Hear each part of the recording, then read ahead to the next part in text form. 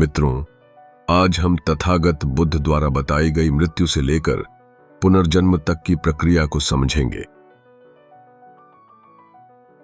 बौद्ध शिक्षाओं में चित्त अर्थात माइंड, उसकी क्रियाओं और पुनर्जन्म यानी रीबर्थ की प्रक्रिया को बहुत विस्तार से समझाता है।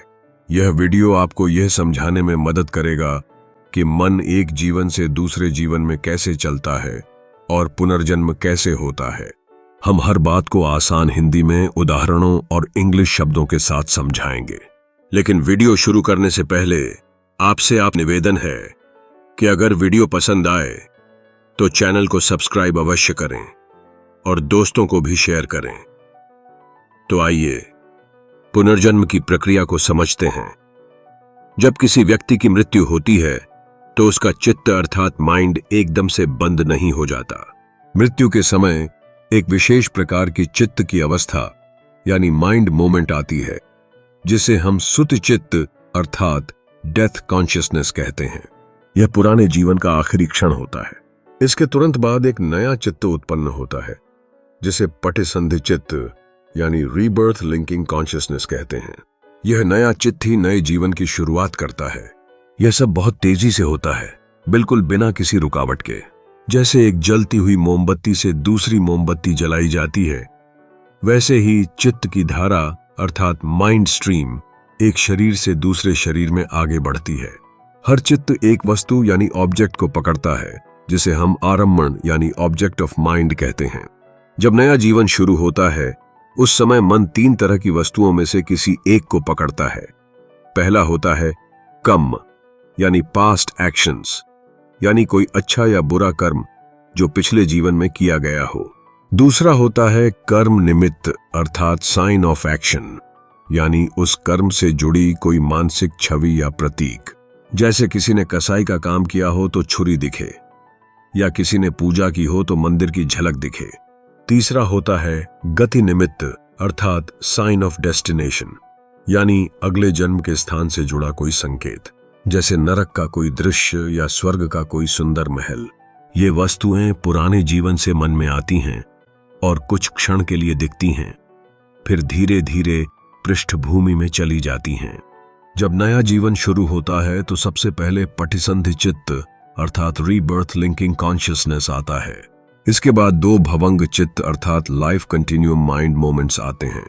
फिर और भी भवंग चित्त अर्थात लाइफ कंटिन्यूम माइंड मोमेंट्स आते हैं, जब तक कि कोई नया मानसिक कार्य शुरू न हो। तीसरे भवंग चित्त यानी लाइफ कंटिन्यूम माइंड मोमेंट के बाद वह वस्तु जिसे मन ने पकड़ा था अब भूतकाल की वस्तु अर्थात पास्ट ऑब्जेक्ट बन जाती है। यानी मन अब उसे प्रत्यक्ष रूप से नहीं देख रहा होता, यानी मन से पास्ट लाइफ धुंधली या अदृश्य हो जाती है। इसे ऐसे समझा जा सकता है, मान लीजिए आप एक नए कमरे में प्रवेश करते हैं। यह है नया जन्म। फिर आप चुपचाप बैठते हैं और पिछले अनुभव को याद करते हैं। यह है भवंग अवस्था अर्थात लाइफ कंटिन्यूम स्टेट है। और कुछ देर बाद आप कमरे की नई चीजों को देखना शुरू करते हैं। यह है नया मानसिक क्रियाकलाप।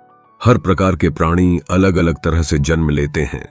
कुछ प्राणी ऐसे होते हैं जो बिना मन के जन्म लेते हैं, जैसे कुछ विशेष स्वर्गीय अवस्थाओं अर्थात हेवनली स्टेट्स में। इन्हें हम अचेतन प्राणी नॉन परसिपिएंट बीइंग्स कहते हैं। इनका शरीर जिंदा रहता है एक विशेष जीवन ऊर्जा अर्थात वाइटल नॉन-एड यानी ग्रुप ऑफ सपोर्टिंग एलिमेंट्स से, लेकिन इनके पास मन नहीं होता। 6 प्राणी ऐसे होते हैं जिनके पास केवल मन होता है, शरीर नहीं। ये होते हैं अरूप लोक के प्राणी अर्थात इमैटेरियल बीइंग्स। ये गहरे ध्यान अर्थात डीप मेडिटेशन के आधार पर जन्म लेते हैं, जिनमें विषय होते हैं जैसे अनंत आकाश अर्थात इन्फिनिट स्पेस, या कुछ भी नहीं अर्थात नथिंगनेस। बाकी सारे प्राणी जैसे मनुष्य, जानवर, देवता, ये सब मन और शरीर दोनों के साथ जन्म लेते हैं। इनका जन्म उनके कर्म अर्थात पास्ट एक्शंस और उस समय की मानसिक छवि पर आधारित होता है। जब कोई व्यक्ति उच्च जन्म यानी हायर रीबर्थ लेता है, जैसे स्वर्ग या ध्यान में स्थित लोकों अर्थात ध्यान लोक, तो वहां जो वस्तु मन पकड़ता है वह होती है काउंटर पार्ट साइन, यानी ध्यान से जुड़ी मानसिक छवि। उदाहरण के लिए, अगर कोई अनंत आकाश के ध्यान अर्थात इन्फिनिट स्पेस मेडिटेशन में है तो उसका मन अनंत आकाश की धारणा को पकड़ता है।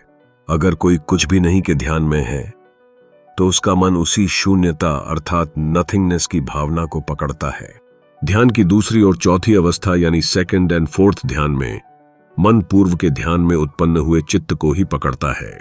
ये सब वस्तुएं कर्म के संकेत यानी साइंस ऑफ कर्मा के रूप में जानी जाती हैं और नया जन्म इन्हीं पर आधारित होता है। किसी प्राणी का अगला जन्म इस बात पर निर्भर करता है कि उसकी मृत्यु के समय मन की स्थिति कैसी थी। अगर कोई प्राणी अरूप लोक यानी इमैटेरियल रेल्म में था तो वह फिर से उसी या ऊंचे अरूप लोक में जन्म ले सकता है, लेकिन नीचे नहीं आ सकता। अगर उसका ध्यान कमजोर पड़ गया हो तो वह मानसिक शक्ति के बल पर मनुष्य या देवता के रूप में जन्म ले सकता है।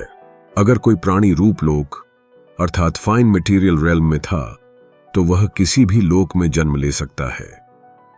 अरूप, रूप या काम लोक यानी सेंस स्फीयर, यह उसके कर्म और ध्यान पर निर्भर करता है। अगर कोई मनुष्य या जानवर 3 मूलों अर्थात non greed, non hate, non delusion के साथ जी रहा था तो वह किसी भी लोक में जन्म ले सकता है। लेकिन जिनके पास केवल 2 मूल या कोई मूल नहीं है वे केवल मनुष्य या जानवरों के रूप में ही जन्म ले सकते हैं।